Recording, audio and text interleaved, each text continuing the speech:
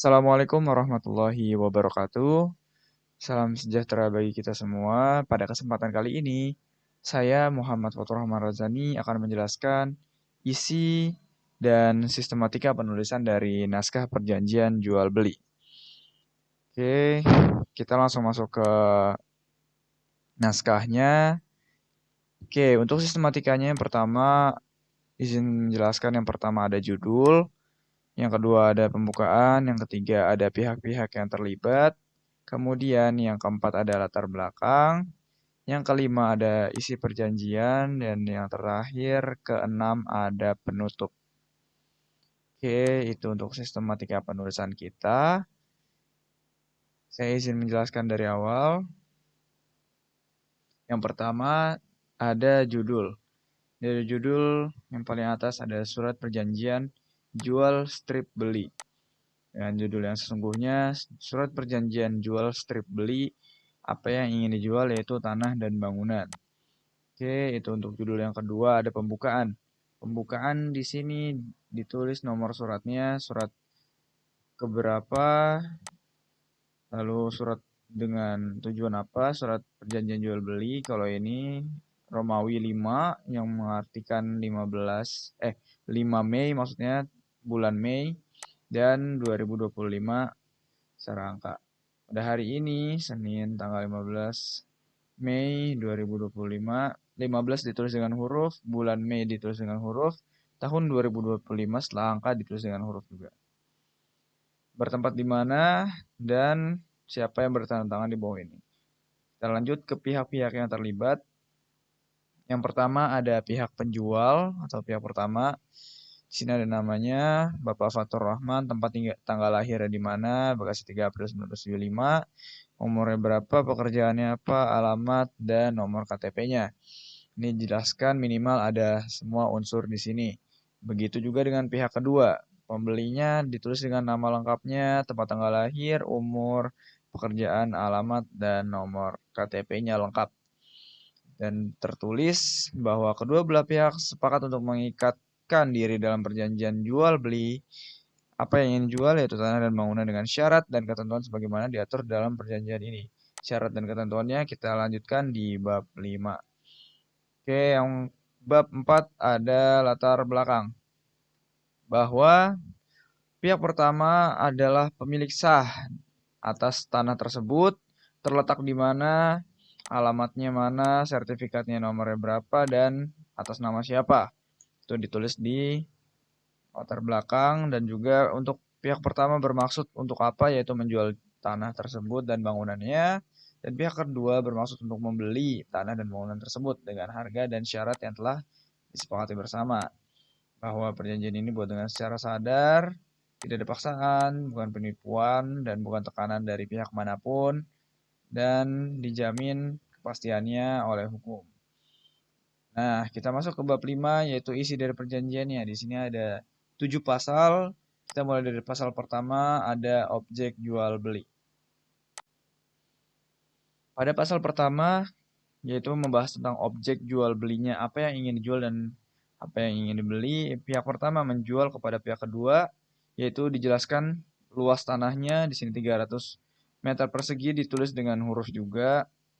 Lalu berikut dengan bangunan rumah tinggal yang berdiri di atasnya, terletak di jalan mana, kelurahan, kecamatan, dan kotanya dijelaskan dengan lengkap. Begitu juga batas-batasnya, ada batas sebelah utara, batas selatan, timur, dan barat. Lanjut ke status kepemilikan tanahnya dan bangunan dibuktikan dengan sertifikat tanah, nomor berikut dengan nama dari pemilik sertifikat tersebut, yaitu pihak pertama Bapak Fatur Rahman. Oke, itu untuk isi dari objek jual beli di pasal pertama dan kita masuk ke pasal kedua, yaitu tentang harga dan cara pembayaran. Di sini kita jelaskan dari mulai harganya, di sini dijelaskan sebanyak 2 miliar dalam angka dan ditulis dengan huruf juga di nomor 1. Nomor 2, pembayaran dilakukan secara tunai oleh pihak kedua kepada pihak pertama saat penandatanganan. Jadi dibayarkan langsung tunai dan lunas saat itu juga. Untuk Yang kedua, cara pembayaran. Dan yang ketiga, pihak pertama wajib memberikan tanda terima pembayaran yang sah kepada pihak kedua. Dan nomor 4, segala pajak dan biaya yang ditimbulkan oleh akibat peralihan hak, misalnya seperti PPh, BPHTB, dan biaya notaris akan ditanggung jawab oleh kedua belah pihak dengan perincian sebagai berikut.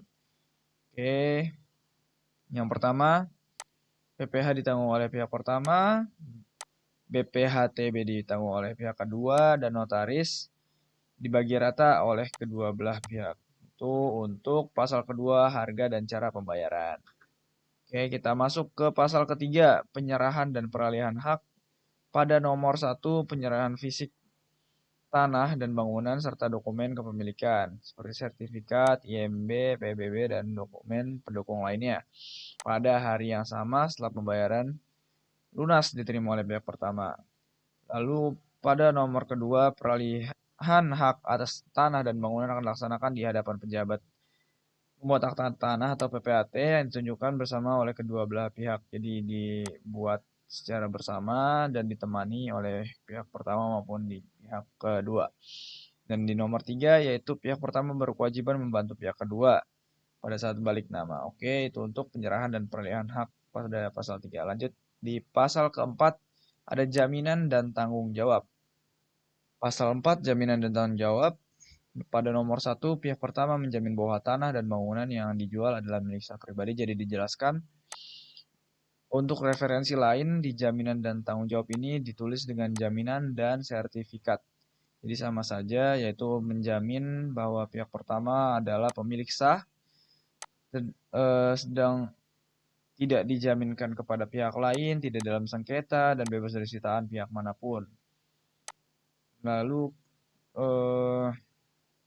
pada nomor 2, yaitu kita menjamin dari pihak pertama bahwa seluruh kewajiban pembayaran PBB hingga tahun berjalan telah dilunasi. Jadi PBB sudah dilunasi sebelum dijual kepada pihak kedua dan dibuktikan dengan bukti pembayaran PBB terakhir.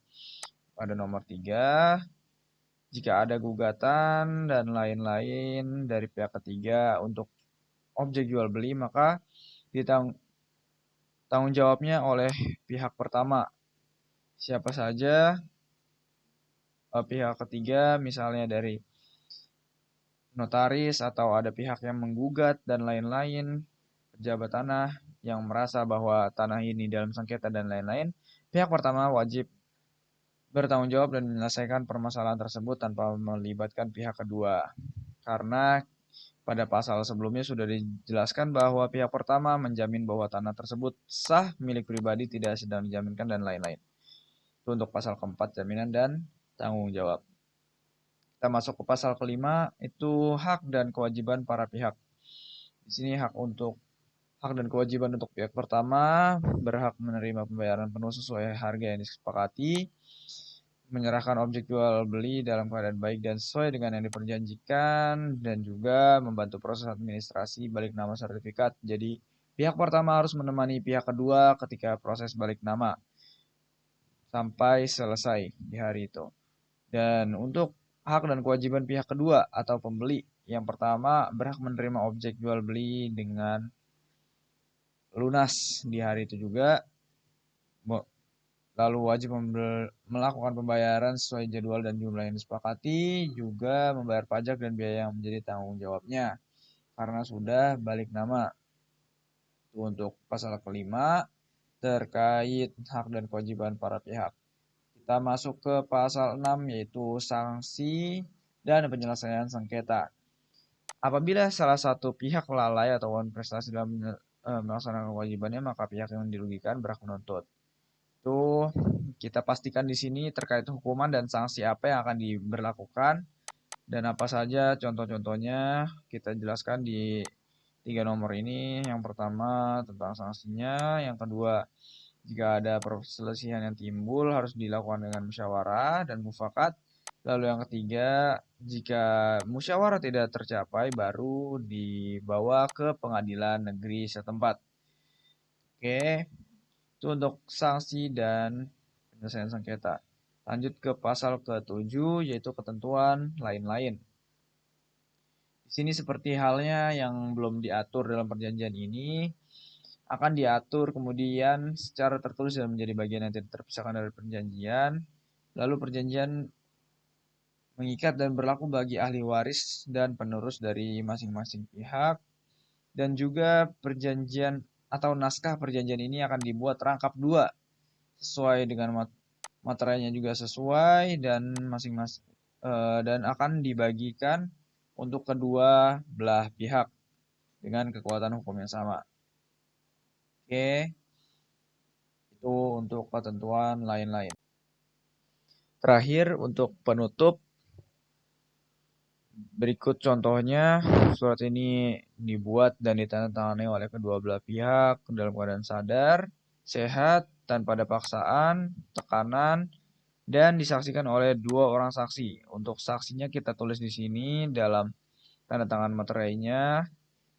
Sebelumnya di sini kita tulis terlebih dahulu perjanjian ini mulai berlaku sejak kapan, yaitu sejak tanggal berikut, dan untuk materainya di sini perlu materai 10.000 ditantangani oleh pihak pertama, pihak kedua, juga saksi pertama dan saksi kedua. Ini untuk bukti dari kedua belah pihak. Dan terakhir, di sini ada lampiran berbentuk opsional terkait berkas-berkas apa yang dibutuhkan dalam menyerahkan naskah ini. Ada fotokopi KTP, fotokopi sertifikat tanah, fotokopi IMB, fotokopi bukti pembayaran PBB terakhir, bukti pembayaran jual beli, denah lokasi, dan bangunan juga surat pernyataan tidak dalam sengketa. Oke, ini itu saja yang bisa saya jelaskan. Di sini saya cantumkan referensinya di akhir. Oke, terkait pembahasan naskah jual beli sudah selesai. Terima kasih telah menonton dan wassalamualaikum warahmatullahi wabarakatuh.